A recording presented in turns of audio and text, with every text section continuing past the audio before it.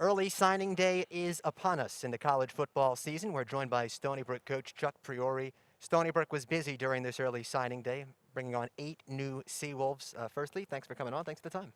Appreciate your time. I'm looking forward to the conversation. We'll start at the quarterback spot. I know Tykel Fields is your guy as you look toward that first game on March 6th. But you bring in Deron Bryden, who was an absolute stud in the state of Connecticut. Moved to Oklahoma, things didn't work out there for him in terms of eligibility. How do you see his role now with Stony Brook?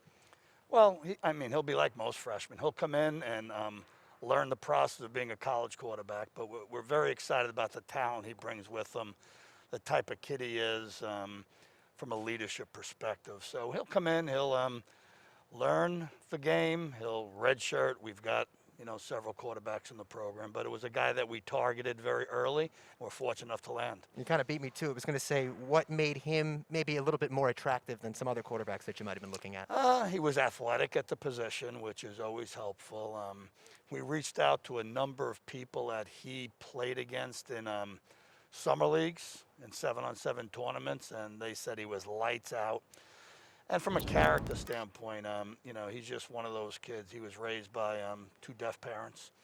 And, it was really impressive to see how he handled that situation through the process. The fluent in sign language, of course. Yes. How much does that affect where you select your players in terms of you want a guy that's a little more athletic, a better character, a combination of both? Where do you see, what do you want out of your Seawolves recruits? Well, it's a little different at every position. We're talking about the quarterback position. It's certainly going to be leadership and focus, and ability is obviously always going to be in the forefront of everything. But, he just showed those leadership skills. And everybody that talked about him just said what a great person he is. You've got to be a leader at that position. So a good person and a great player for the future of Stony Brook Seawolves. We'll stay on the offensive side of the ball. Offensive lineman Ludwig Verrill from Sweden.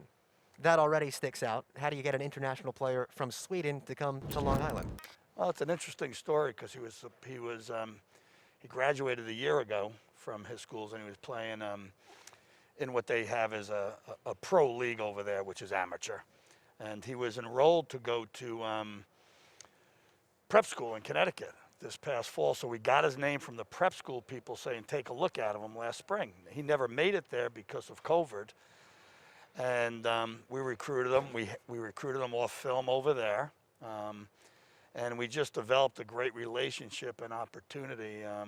For him, he felt good. He was a great high school student, one of the best kids from a high school perspective and an SAT perspective we've recruited here. And he had the dimensions, tall kid, 6'5", 6'6".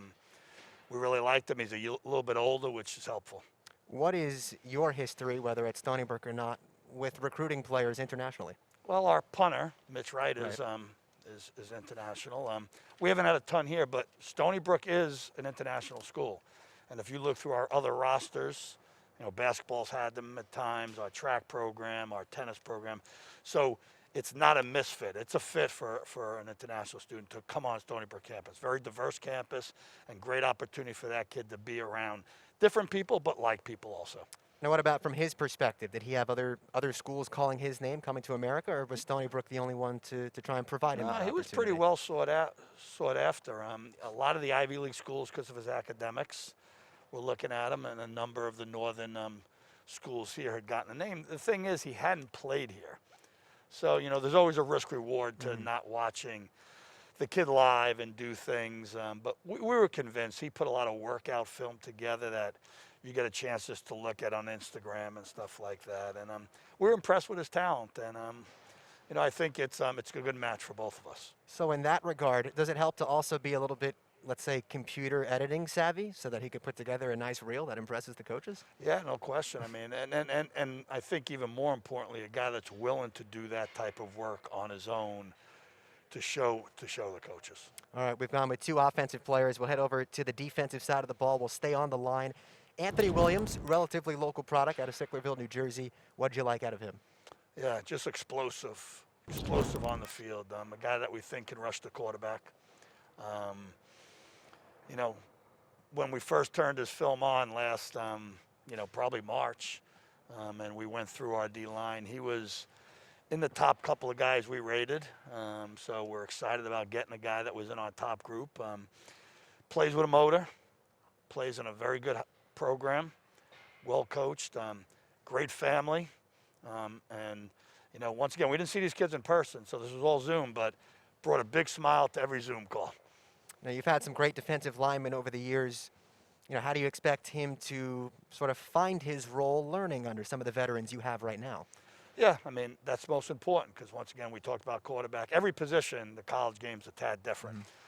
So the expectation is we try to recruit the talent and the tools, and then we teach him the game. But he's a kid that's willing to learn. You know, he's got a guy there that he works with all the time that played professional football as a D-line guy that teaches him technique and stuff. So, once again, one of those kids that wants to be good at his trade. Let's stay on defense. Calvin Harrison, a little more south. He comes from Maryland, from Meade Senior High School.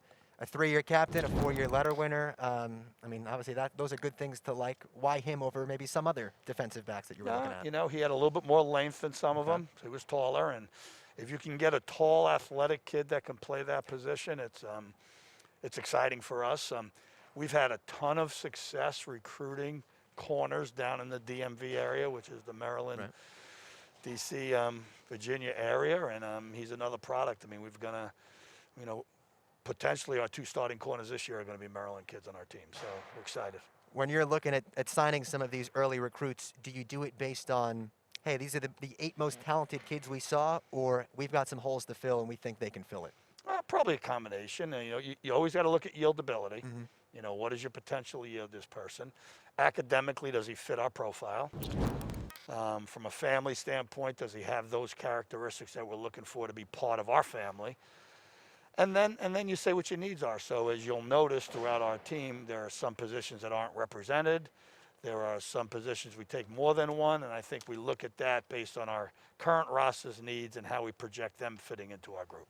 How long did it take you as a head coach to kind of develop, this is the philosophy we want in getting players? Well, I think you have to know your institution. You have to know what you're playing against. You know, what level of kid do you need? And then you got to be really realistic on what can you yield. You know, if you go out there and you're only recruiting the best player, you might not yield, and then all of a sudden you're down to maybe the pool that you didn't want to recruit. So I think we look at it from a perspective, and we've got Pat Hatch, who directs our recruiting, Nick Aiello, who's his assistant, do a great job of funneling the guys. Our coaches do a good job in their evaluation. At the end of the day, I like to make the final decision just so I can't look at somebody else. But it's really their input and how we feel their measurables are and their character is. Well, they certainly did a good job in getting a pass catcher in this early recruiting signing period. Hunter Hayek, a Rutgers grad, New Jersey high school legend. There's a million things I could say about him, but I'll leave the floor for you. Yeah, excited. This started a full calendar year ago. In our courtship and his interest, and we worked hard at it. Obviously, he had to graduate to be eligible at Stony Brook, so he took this fall, finished his degree, signing with us, and you know, he's a speed kid who, you know, started for Rutgers as a freshman. We recruited him out of high school. Which is interesting. It's sort of the same as Tyler DeVera and some other guys. They go somewhere else, but if you do a good job on the front end, they sometimes will come back to you. So, you know, Hunter's a graduate of the same area that Tyler's from. And Hunter was familiar with the CA. His brother's a stud wide receiver at Villanova. So I think it's going to be fun. I know he's looking forward to the first game. Now, with the first few guys we mentioned, younger freshmen coming in, you want them to learn under some guys. A grad, I would expect that his role would be increased rather quickly. Yeah, I mean, our expectation, he's on the field for us in practice day one, learning curve. The nice thing is with COVID, he doesn't only play this spring, he also gains the fall eligibility too. So he'll be here with us for 6 games in the spring, and normally he would be done. But because of COVID and the rules that COVID came about is that this year doesn't count for anybody, because you never could plan on how many games you would play, and they didn't want to get into that. So everybody's granted another year of eligibility. So Hunter will be back again with us in the fall. So, it'll be a little bit of a learning curve, different offense, different things. But, I think if he learns and stays healthy, he'll be an impact player for us. He's Stony Brook head football coach Chuck Priore. I'm Johnny Wincott. As we go over some of these early signing recruits for Stony Brook football, we'll stay on the offensive side of the ball. Another talent position, running back, Ali Lee Jr. What'd you like about the ball carrier? Stud. I turned his film on and watched his junior film, and I texted Coach Hatch. I said, I want this kid. He's got game-changing speed. I think he'll be an immediate impact as a kick returner. He led the state of Jersey rushing as a junior. And this year they played a number of games. He's a one cutter, which is what we like. I just think he's a game changer, and it's credit to our coaching staff to be able to yield him. Diamond Weaver, who recruits that area, has a great relationship with the high school coach, built a great relationship with Ali, and I think we all did a good job of making sure Ali knew we wanted him here. And that's, I feel like that's relatively high praise coming from a head coach of a team that has had some pretty darn good running backs over the last few years. Absolutely. We got some good ones right now. So the ones we have shouldn't be in fear. I just know we got another good one coming in. Some of those ball handlers may have Zach Horter in front of them in the future. Offensive guard, another lineman that you guys just brought in. What can you tell us about him? Zach is maybe the only kid in our class that we had a chance to see in person because he was here at our February junior day. All right, Mastic native. Yep, and local. And so he was what we would call our early guys we invited to campus and offered. We've had a lot of success for guys from William Floyd. Coach Longo does a great job there. This is a tough physical kid who loves the weight room. As I said, a great local product for us to yield. What type of bonus is it for a program like Stony Brook to get someone who's that local? Yeah, I think it's, you've got to be able to yield in your backyard the players that fit you. Long Island football is very good. Not every player fits our needs, or do we fit their needs. But, Zach comes from a winning program. He's a run game guy. That's what we do with the ball. And I think because guys from his program are here, Keith Winfrey will be a redshirt freshman, defensive end first, will play a lot. He knows our program, and once again, I think local guys want to stay home at times and be part of that New York State connection. One more player to go. He comes by way of Maryland, Ramal West. Another cornerback, the second defensive back that we've spoken about today. Actually, his cousin was a starter on our women's basketball team, Shorty Johnson. That's right. So that was a little bit of a connection there. Now. Well, I think it's interesting because both kids we took at corner both come with height. They both come with athleticism, and they were both very physical corners. You play five guys in the secondary. I mean, we talked they play corners, but, this year, T.J. Morrison, who's been our starting corner for the last 2 years, has moved to free safety. Darren Peart, who was our starting corner for 2 years, in 17, moved to free safety. Gavin Heslop, who's with the Seattle Seahawks, was our boundary corner, physical. So we want to recruit guys that have multiple ability to play in the back end. It helps them, and it helps us. I think they're both cover corners who are big enough and will be big enough in the weight room when they get out of the weight room to help us in a lot of different areas. You've been a part of this particular day, recruiting day and early signees, for a long time. How does this group stack up, and how do you think your guys did in bringing in another group of Seawolves to try and start the future? Yeah, I mean, obviously, this is my 15th year at Stony Brook, so we've had 15 letter intents. I think 3 years ago they went to the early signing as well as a regular signing date. So this might be our third, could be 4. I'm not exactly sure. I'm getting old, so. Just the number. And just the number, that's correct. So I'd say this, we were very proactive when COVID went down. We used the tools that were available for us. We borrowed from other people. We shared ideas. We created, once again with Pat Hatch's leadership, a plan of attack. And I've got to say, this class would have been a class of 12 to 14 if it wasn't COVID. Totality. We are stopping at this, maybe one more kid or so out there because of reasons that we have guys coming back, as I said, eligibility-wise. If I take these 8 as a group, and if I want to take out the transfer and just say, let's look at the 7 freshmen, they certainly represent what we should be all about. Getting great people who are good students in the classroom, who come from backgrounds that we are excited about, that will add to our family, who I think at the end of the day will be on the field when we start turning over in 22, 23. Going off of that, and we'll wrap up this chat with Chuck Priore in just a moment, how difficult has this whole process been? You mentioned it's your 15th year doing this at Stony Brook, but the first year that really had all of these challenges and protocols. I don't want to use the word it became challenging, which made it exciting. But when you're in your normal routine where, okay, you have kids come on campus for recruiting days in April, you have a junior day, your coaches go on the road in May, you hit all the camps in June, you have camps in your campus, a kid comes in. It becomes a routine, and maybe sometimes you don't cross your T's and dot your I's as much. I think what happened for us, and talking to other people, I think it's fairly true.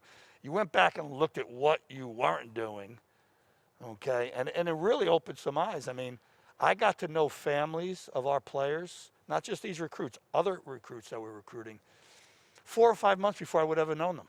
Because I wouldn't have gotten to know them until I went into their houses in November and December, or maybe they came on campus on a day, which you really can't spend much time with it.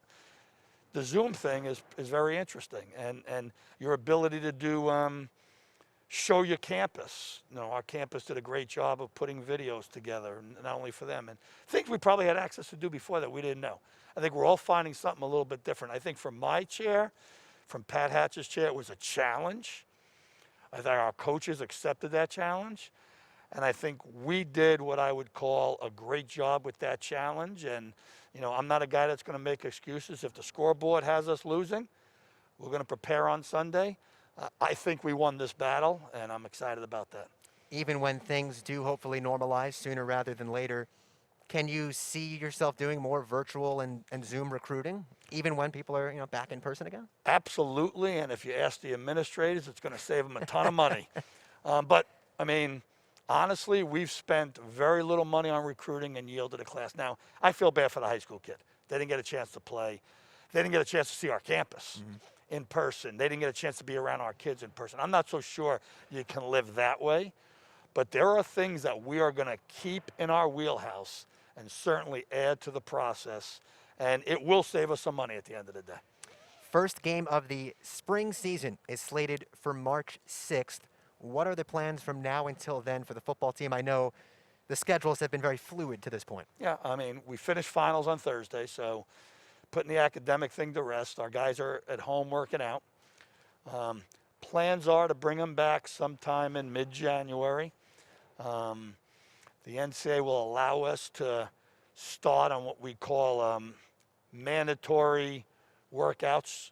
For us, it will be Friday, the 22nd of January. Preseason football starts February 5th. That sounds weird. It's normally in August. Sounds cold. Sounds cold. We have an indoor. True. Kudos to Stony Brook Athletics and Sean and our tremendous donors that allowed us to have that. We have an indoor. That's what we use this fall. And we will be using that and utilizing that as well as all our programs. And I think preseason will be different because we're in school instead of not out of school. In the summertime, we're not in school. But, football's football. You tie your shoelaces, whether you're here at USC. You buckle your chin straps, whether you're here or at Penn State. And you compete. And I just think the boys really from the fall were really excited about practicing. They were the most excited I've ever seen a team practice since I've been here. So I think that was because we had something taken away. I think hopefully we'll keep that same tempo and mentality as we move into January and February. And, we're excited. It's a 6-game league schedule, and it'll be interesting. COVID, will be a challenge. We handled it well in the fall. Our institution was phenomenal with it. Our athletic department, leadership was great, and our players really paid attention to the details. So we'll see what happens. A handful of student athletes now that become Stony Brook Seawolves. Again, that spring season slated to start on March 6th. Head coach Chuck Priore, thank you for the time. Thank you. Appreciate your time. You can head to Stony Brook Athletics to keep up with any of the newest football news, but March 6th, the date to mark in your calendar as Stony Brook starts its 6-game spring season.